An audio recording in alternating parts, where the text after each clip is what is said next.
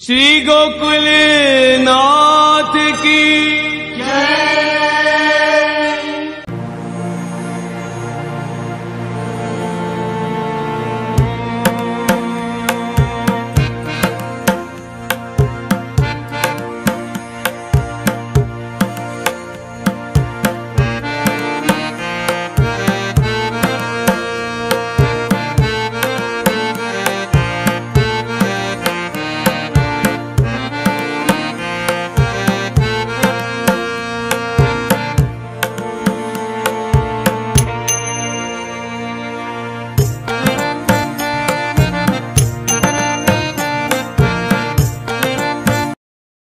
सब लोग यहाँ एकत्रित हुए हैं, वाको मूल स्रोत कहाँ से अपन को उपलब्ध हो रहे हैं, वाको संकेत मात्र आज मैं करूं। और वो श्रीमद् भागवत के एकादश स्कंद में एकादशाध्याय में जहाँ श्री प्रभु और श्री उद्धव के बीच को जो संवाद हो रहे हैं, जहाँ श्री उद्धव ने प्रश्न किए हैं श्री प्रभु और प्रभु ने उनको समाधान करके भागवत धर्म को जो उपदेश किए हुए, वहां में कहाँ क्या रूप सूप संत पुरुषन के लक्षण, भक्ति के स्वरूप को लक्षण, भक्ति को सामान्य जो सामान्य भक्ति है वाको प्रतिपादन और विशेष भक्ति को स्वरूप बताए हुए, तो वाके अंदर कहाँ ये देवालय की जो बात स्पष्ट करी गई है वाको मात्र एक संकेत या मैं देखूंगा ताकि आप ख्याल में आवे कि या को स्रोत कहाँ से अपन सृष्टि में जो गोकुलेश के मंदिर है, वहां में आसन को मंदिर जो है वो बड़ा प्राचीन मंदिर है। पिताजी महाराज ने यहाँ श्री प्रभु पधराए, यहाँ विराज रहे हैं और आज सौभाग्य से ये नव निर्माण जो या स्थल को स्थान को भयो, ये आचार्य ग्रह को भयो है। ये ऐसे अवसर बड़े विरल रूप से प्राप्त हो और न जाने कितने दशकन के बाद ये ऐसा कोई अवसर प्राप्त हुए। आए दिन की बात तो है नहीं है ये यार प्रसंग में थोड़ा जलान में बताना चाहते हैं। ये प्रसंग में श्री प्रभु और उनके सखा श्री उद्धव के बीच को संवाद हो रहे हैं और वह संवाद में श्री उद्धव ने कुछ प्रश्न पूछे श्री प्रभु। मेरी बात भाषा ख्याल में आ रही है ना? और वहां में श्री उद्धव भगवान को पूछ रहे हैं, साधु तव उत्तम श्लोक करके श्री प्रभु को संबोधन किया है। हे उत्तम श्लोक प्रभु, साधु तव मतः कीदृक् विभः। हे प्रभु, आपके अनुसार, आपके मत के अनुसार एक संत पुरुष के क्या लक्षण होने चाहिए? संत कैसा हुए, भक्त कैसे हुए, वहां के अंदर क्या प्रकार के लक्षण होने चाहिए, वो प्रश्न किए हुए। और भक्त को कार्य है भक्ति करना, तो भक्ति ही त्वयि उपयुज्येत। कैसा सुंदर प्रश्न है,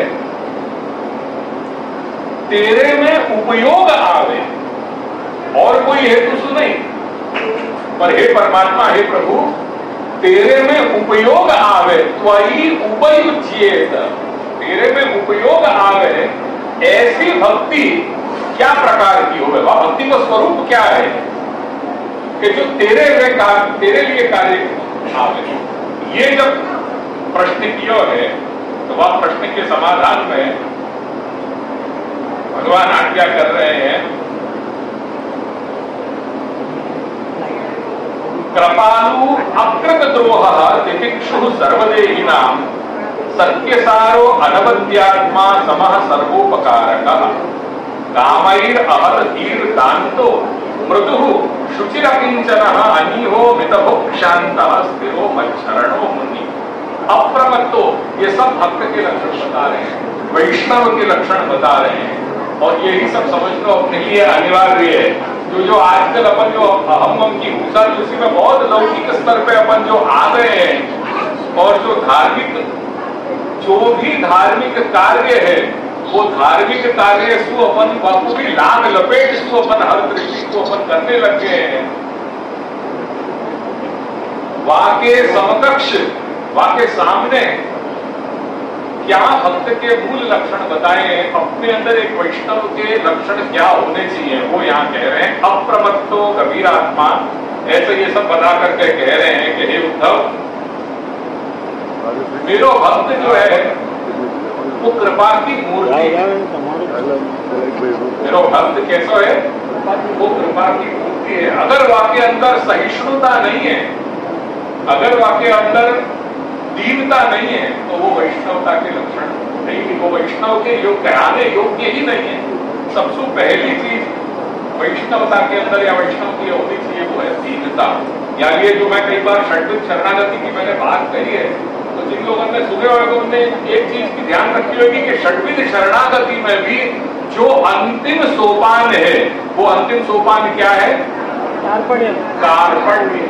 और वो कार्पण्य को मतलब क्या है, दीनता। तो ये मार्ग में तो प्रारंभ भी दीनता से है और अंत भी दीनता से है। अगर दीनता नहीं है, क्यों दीनता की बात कही गई है, क्योंकि दैन्यमेव तत्तोष साधनम। भगवान क्या क्या कर रहे हैं कि दीनता ही मोह को प्रसन्न करने वाली अगर कोई एक चेष्टा है, अगर कोई एक बात है, तो वो है दीनता, दैन्य। अगर दैन्य नहीं है तो चाहे कितनों भी कुछ कर लो, वो को संतुष्ट नहीं कर सके। तो हम ये सब प्रभु के लिए जो पत्रम पुष्पम फलम तो ये जो भी कुछ अपन के द्वारा कर रहे हैं, जैसे कोई नव निर्माण किया अपन ने भवन, ये निर्माण कौन के लिए किया, ये नव निर्माण अपन ने जो किया, ये कौन के, अपने स्वामी के लिए, अपने मालिक के लिए किया। अगर ये दीन भाव अपने अंदर नहीं है या अहंकार अपने अंदर आ गए हो, अभी तो तख्तियां नहीं लगी हैं यहाँ पे, अच्छा है जब तक तख्तियां नहीं लगे। और मैं इनको जो यहाँ के प्रबंधक लोग हैं उनको भी मैं यही सुझाव दूंगा कि मेहरबानी करके तख्तियां मत लगाइयो। हमारी सेवा ऐसी हो कि एक हाथ से करे हो तो दूसरे हाथ को मालूम नहीं पड़े, वो सच्ची सेवा है। तो या तो कम से कम यहां अहंकार को अड्डा मत बना दीजिए कि जहां जगह जगह दीवार में जो है वो अहंकार की बू आने लग जाए, वो मत करिए। ये देव को दरबार है, यहाँ देव विराज रहे हैं, यहाँ उनकी सेवा के अलावा अपने अंदर कोई अन्य भाव आना ही नहीं चाहिए। वो सच्ची सेवा है। या ये जैसे ही अभी बिल्कुल स्वच्छ और निर्मल दिखाई दे रहे हो, जहां महापुरुष संतात्मान के जो है वो पवित्र जो है वो स्वरूप अपन को दर्शन करने के लिए आ गए, बस ये भी अपन यहाँ स्थान पे आवे और इन्हीं के अपन को दर्शन होते रहे, या तो ज्यादा और कुछ कल्याण है ही। तो इतना करियो कि मैं अगली बार आऊं तो फलाना फलाना ना जय श्री गोकुलेश आ सेवा एमने करी है, 51,000 एमने आप्या, 1 लाख एमने आप्या, 5 लाख एमनी सेवा थी। ये चीज यहाँ देखने नहीं मिले, बस इतनी कृपा बनाए।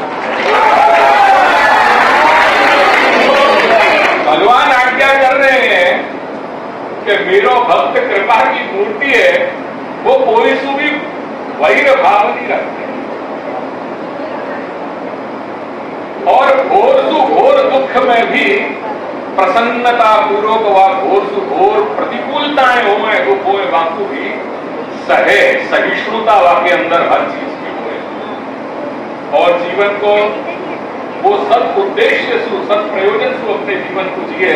या प्रकार सु सब आगे स्वभाव बता करके भक्त के अब भक्ति के जो लक्षण बताए हैं, जिनको हम भागवत धर्म कह रहे हैं, वो भागवत धर्मन को उपदेश करते हुए भगवान आज्ञा कर रहे हैं, मत कथा श्रवणे श्रद्धा।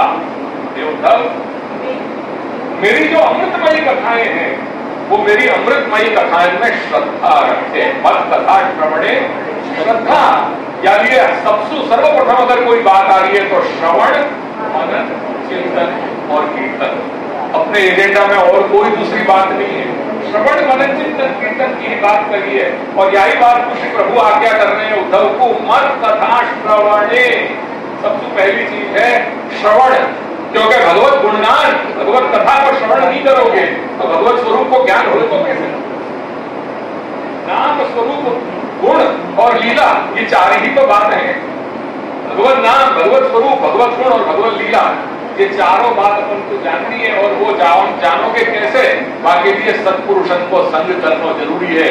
उनके मुखारविंद सुनिश्रित जो भगवान के वाणी है, भगवान लीलाएं हैं, उन लीलाओं को श्रवण करना आवश्यक है।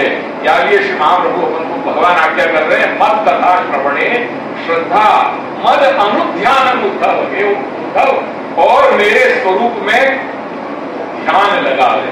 मद अनुध्यान उद्धव सर्वलाभोपहरणम, और जो कुछ भी क्रियाकलाप अपने जीवन में करे वाको लाभ सब कुछ मेरे लिए करे। सर्वलाभोपहरणम, देखो यहां फिर ये बात आ रही है कि जो कुछ करो वो नेकी कर कुएं में डाल। बस यही बात है, यहाँ नाम की बात नहीं है। यार ये मेहरबानी करके बिल्कुल भाई नाम मत आने दीजिए। यहाँ पे जो कुछ है वो प्रभु जान रहे हैं कि कौन ने मेरा कौन भक्त है और कौन ने कितना दियो है। या स्थल को पवित्र रहने दो। यहाँ ये नामन की जो है वास्तव ये दीवारन को गंदगी, ये नामन के अहंकार, इन दीवारन को लेपन मत करिए, या को ऐसे ही पवित्र रहने दो।